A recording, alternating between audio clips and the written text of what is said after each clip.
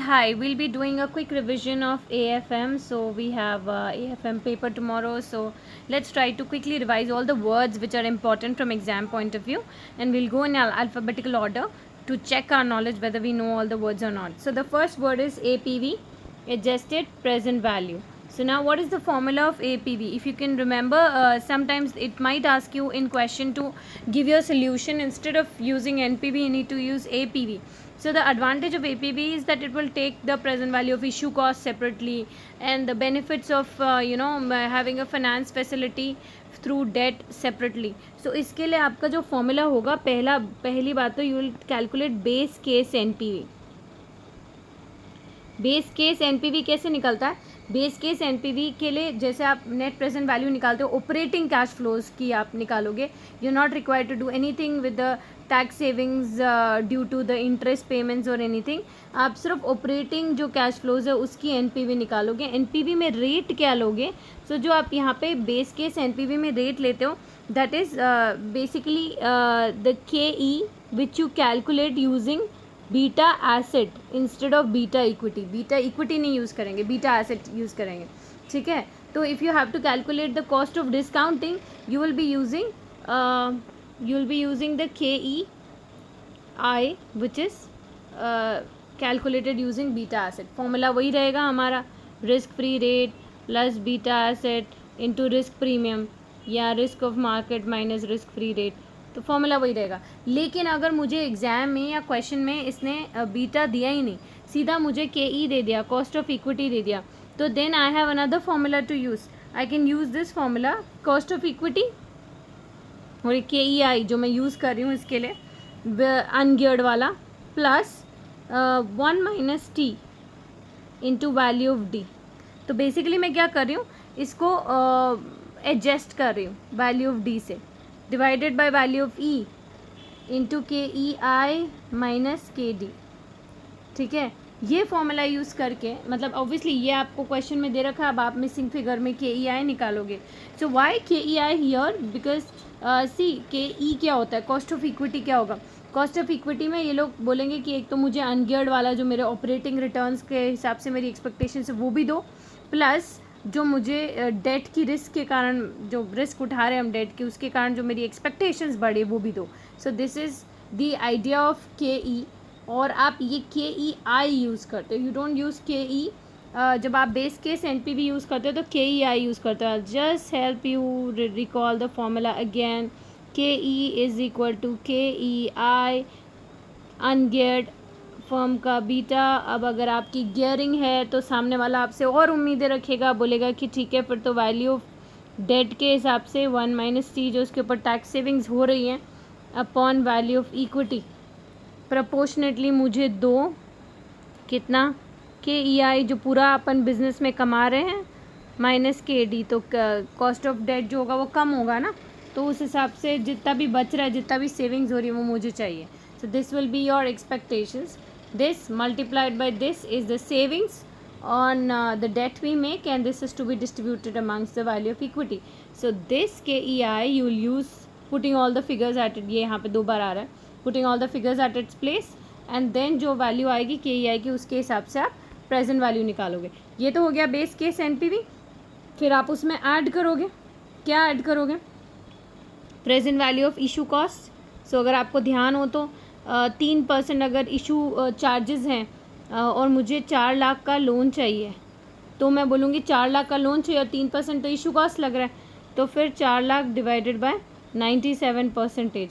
This is the amount of loan I would raise, and उसके ऊपर जो 3% है वो मेरा इशू कॉस्ट जाएगा. तो ये जितना भी इशू कॉस्ट है डेट और इक्विटी का, उसकी प्रेजेंट वैल्यू लेनी. खाली इतना ध्यान रखना कि जो इशू कॉस्ट होता है, तो इशू कॉस्ट का जब हम बात करते हैं प्रेजेंट वैल्यू की, तो डेट के इशू कॉस्ट पे आपको टैक्स बेनिफिट मिल जाएगा. तो डेट का इशू कॉस्ट आपका खर्चा है, पर इक्विटी के इशू कॉस्ट पे आपको कोई टैक्स बेनिफिट नहीं मिलेगा. तो just keep that in mind.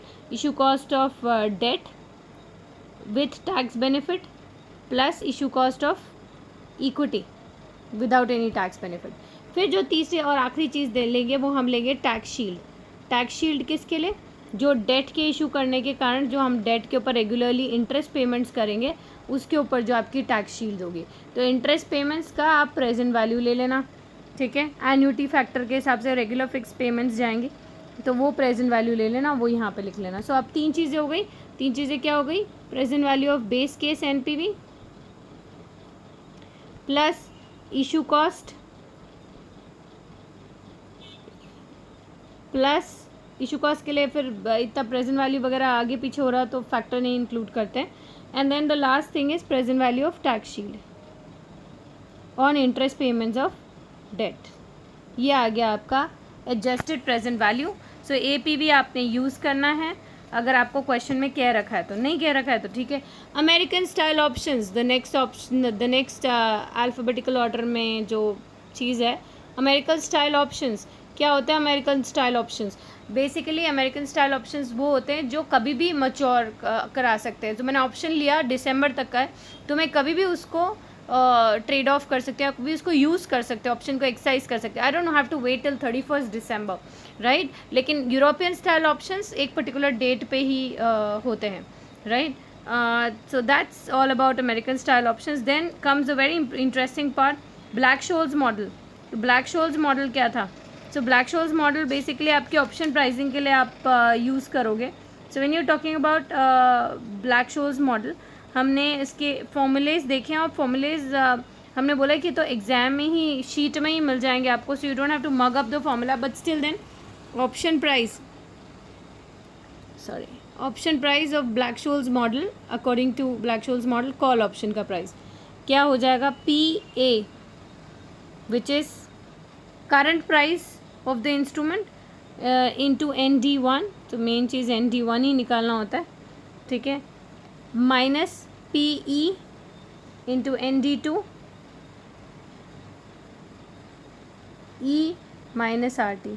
So PE तो एक्साइज प्राइस है, और एक्साइज प्राइस कुछ महीनों बाद एक्साइज करोगे तो उसको मल्टीप्लाई E माइनस RT से इसलिए करते हैं ताकि प्रेजेंट वैल्यू पे आ जाए, exponential raise to minus RT। ND2, so ND2 basically क्या हो जाएगा आपके लिए? ND2 is again calculated via formula. So the formula sheet is given. The only thing is few things you have to remember. This is delta. अभी delta क्या है, इसका क्या लॉजिक है मैं आगे बताती हूँ, पर उससे पहले ND1. So when we talk about ND1, हम यहाँ पे कहते हैं ND1 का फॉर्मूला क्या होगा, which is natural log. Natural log क्या होता है?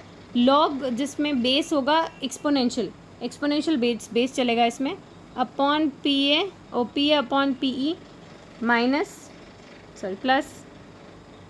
R plus 0.5S, which is the standard deviation square into T whole divided by S into root T. So this will be the criteria. This will be the formula for this ND1. फिर आप जो भी इधर value आएगी उसको normal distribution table से देखोगे, and then you will be putting up that value, PA से मल्टीप्लाई करोगे। D2 क्या होगा? D2 होगा D1 minus S under root T, ठीक है ना। Again exponential raise to minus RT। एक्सपोनेंशियल वैल्यू आपको एग्जाम में दे रखी होगी, और अगर नहीं है तो you should know exponential value is 2.78, right. So I will just put it down here, exponential value. तो most of the cases exponential value is given in the exam, otherwise you just need to put the exponential value of E. So value of E is 2.718, ठीक है। 2 7 दे 2 7 1 8, it doesn't make any sense, but okay, just for you to remember. Okay, so coming back to the next part, so ये Black Scholes model हो गया। अब Black Scholes model real option में भी use होता है। रियल ऑप्शन में Black Scholes model कैसे यूज़ होता है कि आपने कोई बिज़नेस ख़रीदना है, तो बिज़नेस ख़रीदना है तो फिर यहाँ पे PA क्या हो जाएगा?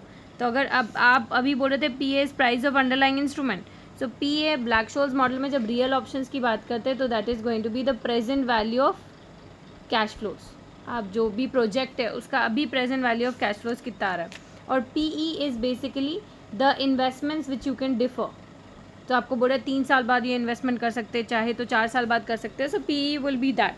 Okay, now what is basically delta?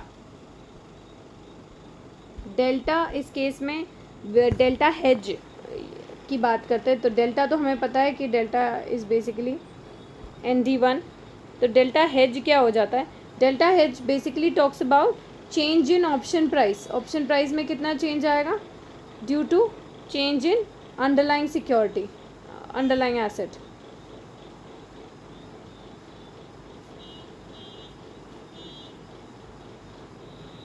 ठीक है, ये आपका डेल्टा हेज हो जाएगा। Now coming on to the next part, strategic NPV, long term. Strategic NPV क्या होगा? कन्वेंशनल एनपीवी जो आप निकालते हो, basically conventional NPV plus value of real option. So actually you end up paying what? अगर आप बिजनेस खरीदोगे तो उसका जो कन्वेंशनल एनपीवी होगा वो प्लस ऑप्शन वैल्यू, ऑप्शन का भी तो, रियल ऑप्शन का भी तो पेमेंट आएगा, and this becomes your strategic NPV, net present value. ठीक है, put call parity. Put call parity क्या था?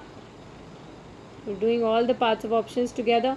पुट कॉल पैरिटी क्या था? पुट मतलब सेल कर रहे हो आप ऑप्शन, ठीक है, तो जो बंदा सेल कर रहा है उसको सेल का प्राइस मिल रहा है प्लस करंट प्राइस मिल रहा है, करंट वैल्यू के बराबर का वैल्यू वो ऑफर करेगा। ठीक है, current value of the underlying option. और जो कॉल कर रहा है वो वैल्यू ऑफ कॉल पे कर रहा है प्लस ड्यू डेट के दिन एक्साइज प्राइस पे करेगा। सो उसके हिसाब से ये टोटल पेमेंट हो जाएगी जो वो करेगा। सो that is the put call parity. और यहीं से आपका फॉर्मूला आता है कि ऑप्शन, पुट ऑप्शन का वैल्यू क्या हो जाएगा? Call plus excise minus current, है ना, यही आपका फॉर्मूला था इसका।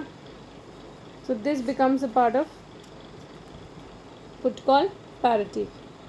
एक्साइज की प्रेजेंट वैल्यू लोगे ना, present value of excise option which is e⁻⁻RT। Done. So that is the criteria of options. Now we'll come on to the next part. Black-Scholes model हो गया। Business reorganization. So what is the concept of business reorganization?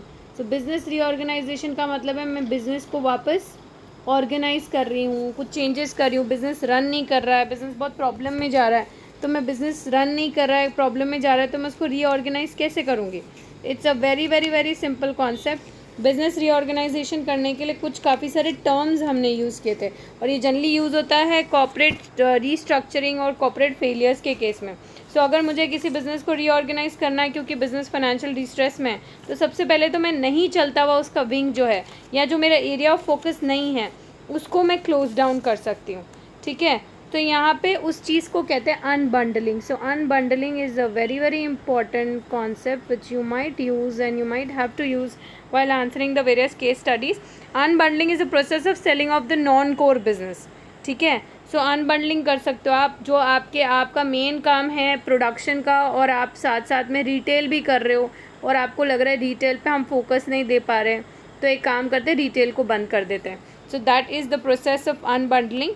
तो और इसमें और क्या क्या कर सकते हो when you are talking about reconstruction? सबसे इम्पॉर्टेंट चीज़ बिजनेस ऑर्गेनाइजेशंस की होती है MBOs, management buyouts. So management को बेच सकते हो एक विंग, या लेवरेज बायआउट। लेवरेज बायआउट मतलब जो भी बंदा खरीद रहा है मेनली डेट लेकर, लोन लेकर खरीद रहा है, या एम्प्लॉय बायआउट, तो एम्प्लॉय बायआउट में एम्प्लॉय खरीद रहा है। तो इसमें क्या है, जो लोग ऑलरेडी बिजनेस से जुड़े हुए हैं वो खरीद रहे हैं, तो उनको आइडिया है बिजनेस को कैसे रन करना है। So and then if you are getting a good deal then why not, okay. Then we come on to the call option. हमने अभी ऑप्शन देखे। Clientele theory. So what is clientele theory?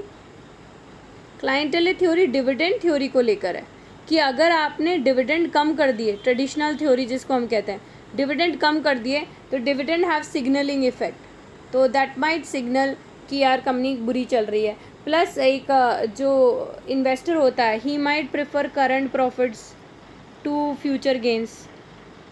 Discuss किया था हमने that one bird in hand is much better than two birds in Bush.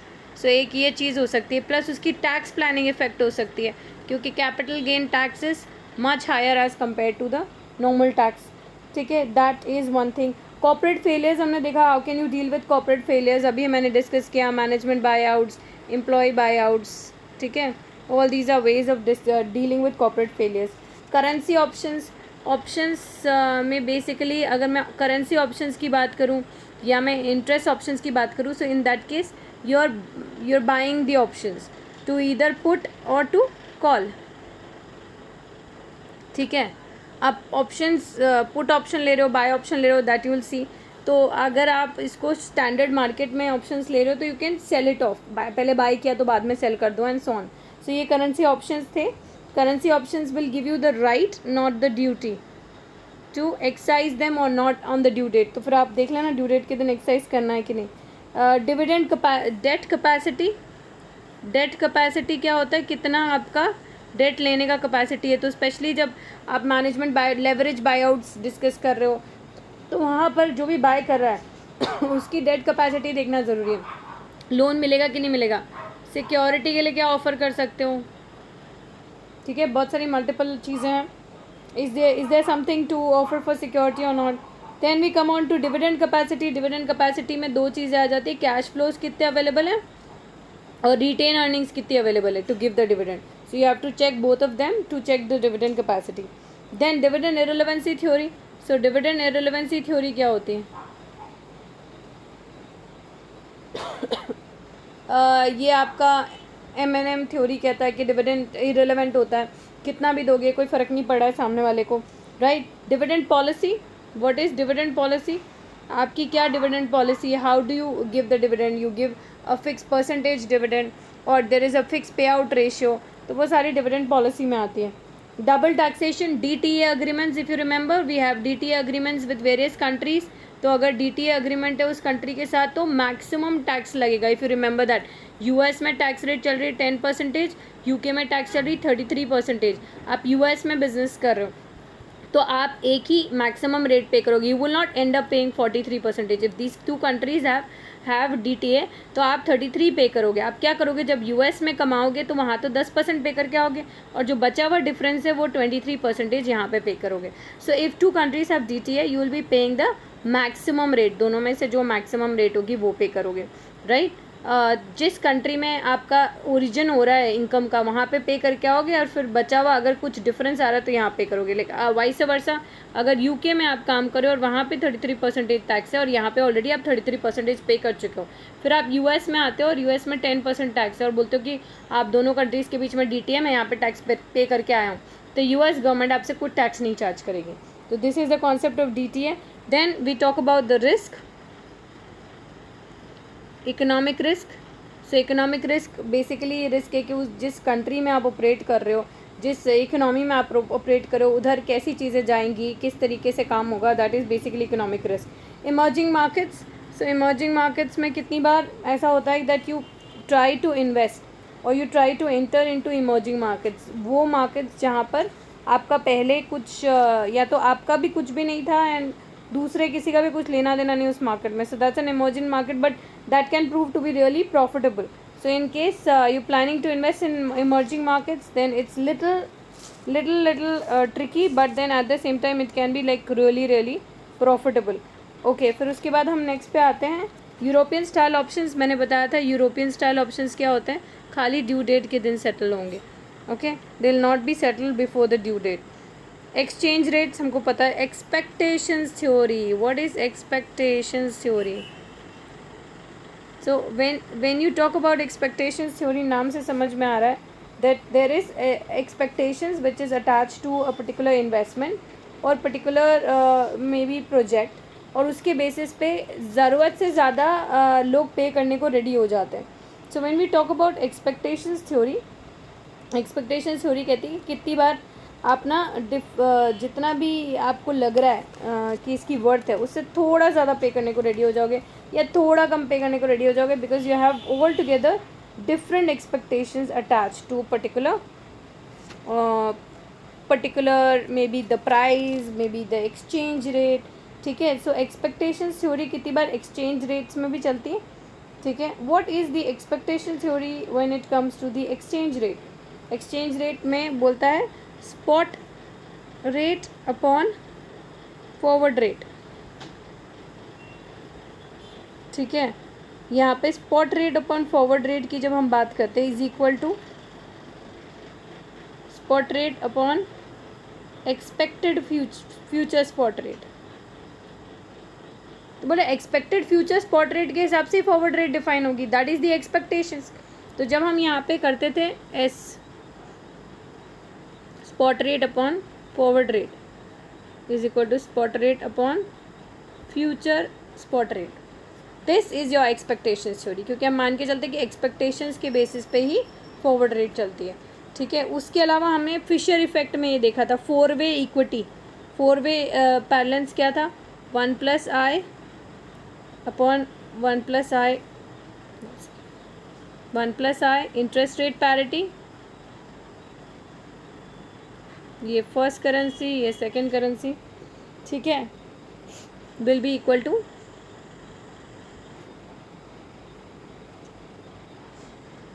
S,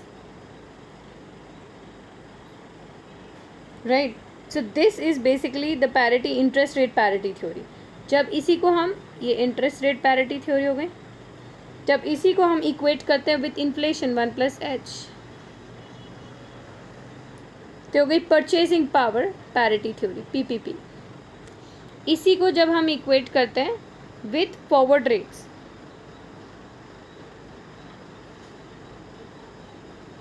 तो ये हो जाती है आपकी expectations theory. I hope this is clear now. So we actually in Fisher's effect we have 4-वे बैलेंस थ्योरी।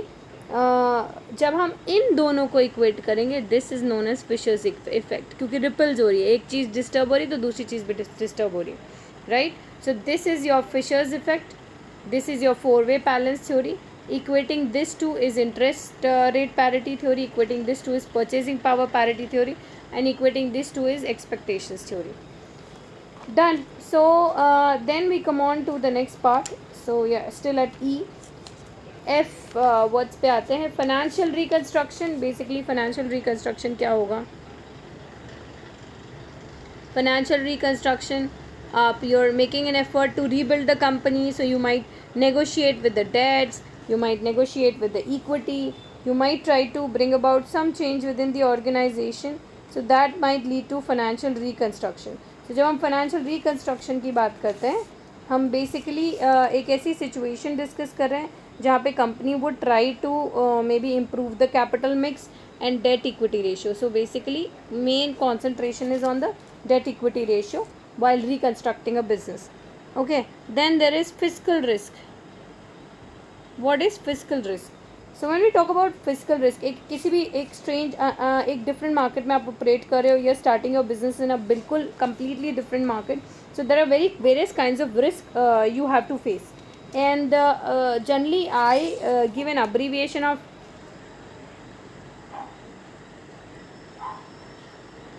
FPERC, ठीक है। So FPERC is what? There is a political risk, there is economic risk, there is regulatory risk when you are existing in a market, there is credit risk, and then there is fiscal risk.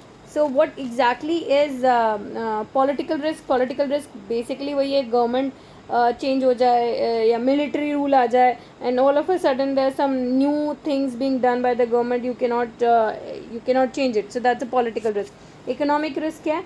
Value of the business change हो जाए because of internal economic situations, firm का business या economy जो है वो ऊपर नीचे हो जाए, सो that is one particular risk. Regulatory risk, बहुत सारे नए नए लॉज लेकर आ जाए, गवर्नमेंट परेशान करे, तो that is regulatory risk. Then we come on to the physical risk which we were discussing.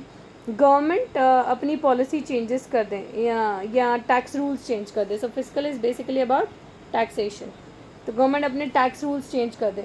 Credit risk basically वो तो हमारी रिस्क नहीं होती, हमारा लेंडर बेयर करता है कि हमारी जो क्रेडिट वर्दीनेस है वो गड़बड़ हो जाए, ठीक है, तो ये क्रेडिट रिस्क होती है कि कितनी क्रेडिट रिस्क ऊपर नीचे हो जाए, मार्केट में आपको लेकर क्या चीज़ें फैलें और आपका क्रेडिट वर्दीनेस कैसे इफेक्ट हो। Then we have future cash flows and free cash flows. So पहले कैश फ्लोज में हम रेलेवेंट कैश फ्लोज ही लेते हैं, और फ्री कैश फ्लोज का मतलब होता है after making all the payments, जो भी आपकी कमिटमेंट्स हैं वो पेमेंट करने के बाद जितना भी कैश बच जाता है, सो आप जो डिविडेंड कैपेसिटी भी देखते हो फ्री कैश फ्लोज के हिसाब से, यू ट्राई टू चेक कि डिविडेंड कैपेसिटी है कि नहीं है। Then hedging, hedging is basically a risk management technique जहाँ पे आप कोशिश करते हो कि आपने अपनी रिस्क को रिड्यूस कर लो। हेजिंग करने के बहुत सारे मेथड्स हैं, future, forward, swaps, these are all hedging methods. Interest rate guarantees, IRG contracts. Now this is one important point. Interest rate guarantees क्या होती है? जहाँ पे सामने वाला आपको गारंटी दे रहा है कि यार कम से कम इतना तो इंटरेस्ट मिलेगा ही मिलेगा। सो IRG को लेकर अगर हम बात करें तो there various things which come on to your mind. तो यहाँ पे हम कहते हैं there can be an interest rate cap and floors, these are like IRGs। And अगर किसी कॉन्ट्रैक्ट में दोनों कैप और फ्लोर्स होगा वो होगा कॉन्ट्रैक्ट कॉलर्स वाला, राइट। सो कैप क्या होता है? अपर सीलिंग, क्या इससे ज़्यादा इंटरेस्ट नहीं जाएगा तुम्हारा।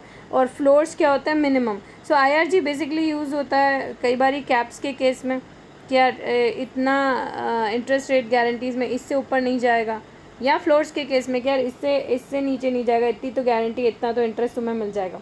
These are generally used in floating rates वाले लोन्स में, क्योंकि फिक्स वाले में तो ऑलरेडी आपने फिक्स कर दिया, ठीक है। Money market hedge, we come on to M. तो मनी मार्केट हेज हमको पता है क्या है। मनी मार्केट हेज में आप instead of going in for the conventional options like futures, forwards options, आप को अगर कोई पेमेंट आने वाली है यूएस में तो आप अभी से लोन ले लेते हो ताकि जिस दिन वो पेमेंट आए उस दिन ये लोन ड्यू हो जाए और यूएस में पेमेंट हो जाए। आज लोन लेकर आज की रेट पे उसको कन्वर्ट कराओगे अपनी कंट्री में जाके डिपॉजिट कर दो। तो यहाँ पे आप इंटरेस्ट रेट लोन की कंसिडर करोगे, यहाँ पे डिपॉजिट रेट कंसिडर करोगे, and you will see eventually how much you get. So that is money market hedge. Then we have organic growth. Organic growth क्या होती है भाई? आपके पास दो तरीके होते हैं, या तो आप एक बिज़नेस वैल्यूएशन वाले यूनिट में या तो आप बिज़नेस को ख़रीद लो, या तो बिज़नेस को मत खरीदो किसी चलते हुए, आप वेट करो कि आपके खुद के बिज़नेस की ग्रोथ होगी, ऑर्गेनिक ग्रोथ रहेगी। And organic growth is useful because you have got that growth, so you have learned also over that period. So अचानक से खरीदे हुए बिज़नेस ना कितनी बार वर्क नहीं कर पाते हैं। So organic growth is slow and gradual, but this is pretty slow, you know. Organic growth is gonna take years and years. फिर उसके बाद pecking order theory. What is pecking order theory? Pecking order theory आपको खाली एक mindset बताती है कि एक इन्वेस्टर का माइंडसेट क्या होता है। सो एक इन्वेस्टर यूजुअली क्या करता है, एक ऑर्डर में अपने, या एक बिजनेस यूजुअली क्या करता है, ऑर्डर में फ़ंड्स को यूज़ करता है। पहले वो रिटेन अर्निंग्स यूज़ करेगा क्योंकि वो फ्री ऑफ कॉस्ट है, फिर वो डेट यूज़ करेगा क्योंकि उसका रेट कम है, फिर वो प्रेफरेंस शेयर यूज़ करेगा। अगर वो भी ऑप्शन नहीं बचता तो लास्ट में इक्विटी इशू करेगा क्योंकि ये सबसे ज़्यादा महंगा होता है। बट पेकिंग ऑर्डर थ्योरी को सोल्यूशन नहीं देता है, ठीक है। Then we have purchasing power parity. मैंने आपको बताया था purchasing power parity, PPP basically क्या बोलता है, S0 upon forward rate is equal to दूसरी घंटे का rate is equal to inflation. Name it as A, B, whatever you want to say, ठीक है। फिर रैचेट पैटर्न। रैचेट पैटर्न अगर आपको ध्यान हो तो रैचेट पैटर्न क्या था? रैचेट पैटर्न ये था कि आपका ना अर्निंग्स तो इस तरीके से जा रहा है, ये आपका अर्निंग्स का ग्राफ है, पर एक समझदार कंपनी अपना डिविडेंड जो है वो इस तरीके से रखने की कोशिश करती है। तो क्या कर रही है, इसमें इसकी अर्निंग्स बहुत ज़्यादा है फिर भी वो डिविडेंड कम बांट रही है ताकि वो सेव करे। तो देखो डाउन टाइम आया तो भी उसने डिविडेंड हाई कर दिया। सो रैचेट पैटर्न में a company would try to maintain the dividend curve graph in this form, कि स्टेप लैडर फॉर्मेट में ऊपर जाता जा रहा है भले अर्निंग्स उसकी कितनी अनस्टेबल है। So it will try to give less dividend. So that is it. फिर उसके बाद residual dividend policy. Residual dividend policy क्या था? जितना आपका बचा कुचा है after all the positive NPV projects, जो बचेगा उसको आप डिविडेंड के फॉर्म में बांट देना। तो डिविडेंड पॉलिसी में बहुत सारी पॉलिसी थी, उसमें एक ये था। Then okay, then risk framework. Risk framework में हम कौन सा मॉडल यूज़ करते हैं रिस्क मैनेजमेंट के लिए? तारा मॉडल। तो तारा मॉडल क्या था? तारा मॉडल है कि अगर आपको लग रहा है कि रिस्क है तो you can either transfer it, insurance वगैरह करवा लो, you can either accept it, कुछ भी मत करो, बैठे रहो, डिबेट करो, कभी कुछ प्रॉब्लम आएगा तो तब देखेंगे। यू कैन रिड्यूस इट और मिटिगेट इट, और रिड्यूस करने के क्या क्या तरीके, हेजिंग कर लिया, डाइवर्सिफिकेशन कर लिया, या कुछ और चेंजेस कर लिए बिजनेस में, ठीक है, मिटिगेशन कर लिया। A stands for avoid, contract ही मत करो, बहुत रिस्की लग रहा है तो just avoid the contract completely. Okay, then coming on to script dividends. Script dividends क्या है? कंपनी को डिविडेंड बांटने पर कंपनी के पास कैश नहीं है, तो कंपनी क्या करती है? बोनस शेयर दे देती है.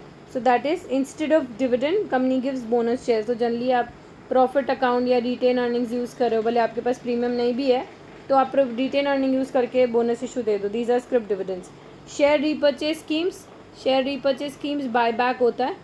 तो बाय बैक में आप क्या करते हो, क्यों करते हो? कि जब आप इंटरनल रिकन्स्ट्रक्शन कर रहे होते हो, तो आपका ईपीएस और डीपीएस बढ़ाने का ये तरीका है कि जो वेस्ट फंड्स है, जो यूज़ नहीं आ रहे, उसको बाय बैक कर लो. तो अपने आप आपका ईपीएस एंड डीपीएस बढ़ जाएगा और कंपनी का फिर शेयर प्राइस मार्केट में अपने आप ही बढ़ जाएगा. Static trade off theory. Static trade off theory कहती है कि जब हम डेट इशू करते हैं तो डेट के खुद के कुछ बेनिफिट्स होते हैं. क्या बेनिफिट्स होते हैं? लो कॉस्ट होता है, ठीक है. फिर उसके बाद this is how they use. So low cost होता है डेट का. उसके पर टैक्स सेविंग्स होती हैं. तो बहुत सारे डेट के ये बेनिफिट्स हो जाते हैं. बट देन रिस्क बढ़ जाती है, फिर इक्विटी एक्सपेक्टेशंस बढ़ जाती है. तो स्टैटिक ट्रेड ऑफ थ्योरी कहती है कि यार इसके जितने बेनिफिट्स हैं ना, वो अपने आप ही ट्रेड ऑफ हो जाते हैं, क्योंकि यहाँ पे 2 फ़ायदे हो रहे हैं तो 2 नुकसान भी हो रहे हैं, कि रिस्क भी बढ़ी है और इक्विटी के एक्सपेक्टेशंस भी बढ़े, because the risk is going up. So that is the idea of static trade off theory. Then we have trade barriers. Okay, so the various trade barriers in every organization or every business. तो वहाँ पे trade barriers कितने हैं, किसी और country में जाना है उसमें कितने ट्रेड बैरियर्स हैं, वो आपको चेक करना पड़ेगा before considering a business proposal. Transfer pricing. Transfer pricing is one department charges to another. और ये हमने इंटरनेशनल उसमें देखा था कि अगर मैं इंडिया में मेरी एक ब्रांच है और मेरी एक यूएस में ब्रांच है, तो मैं देखूंगी कि कहाँ पे मुझे टैक्स सेविंग्स हो रही हैं. सो इंडिया में अगर टैक्स बहुत ज़्यादा है और इंडिया वाला मंगवा रहा है, so India might and up paying. Transfer price मैं हाई सेट कर सकती हूँ ताकि इसका खर्चा ज़्यादा दिखे और इसका टैक्स लो हो जाए. और यूएस में तो टैक्स वैसे भी लो है, तो इसमें इनकम ज़्यादा भी आई तो भी टैक्स पे इतना कोई फ़र्क नहीं पड़ेगा. ठीक है. So that was the transfer pricing thing. Unbundling. Unbundling मैंने अभी डिस्कस किया. अनबंडलिंग क्या है? अनबंडलिंग में बेसिकली जो आपका नॉन कोर बिजनेस होता है उसको आप बंद करने की सोच देते हो. ये आप कॉर्पोरेट रीस्ट्रक्चरिंग में करते हो.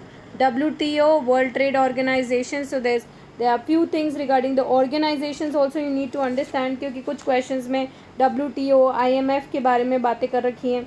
Chapter number 1 gives you a detail of all this. So when we talk about WTO, world trade organization, तो बेसिकली वर्ल्ड ट्रेड ऑर्गेनाइजेशन का पर्पस क्या है? World trade organization as a purpose of ensuring free trade. Trade barriers हटाने की कोशिश करती है कि एक कंट्री दूसरी कंट्री से आराम से ट्रेड कर सके. फिर IMF, international monetary fund, basically fund flows के बारे में इंश्योर करता है कि मनी इधर से उधर आराम से फ्लो कराओ. So both of them have different purpose and your answer should be keeping in mind those things. So I hope this quick revision thing helps you out a little bit. Okay, and all the best for your exam. Take care. God bless. All the best.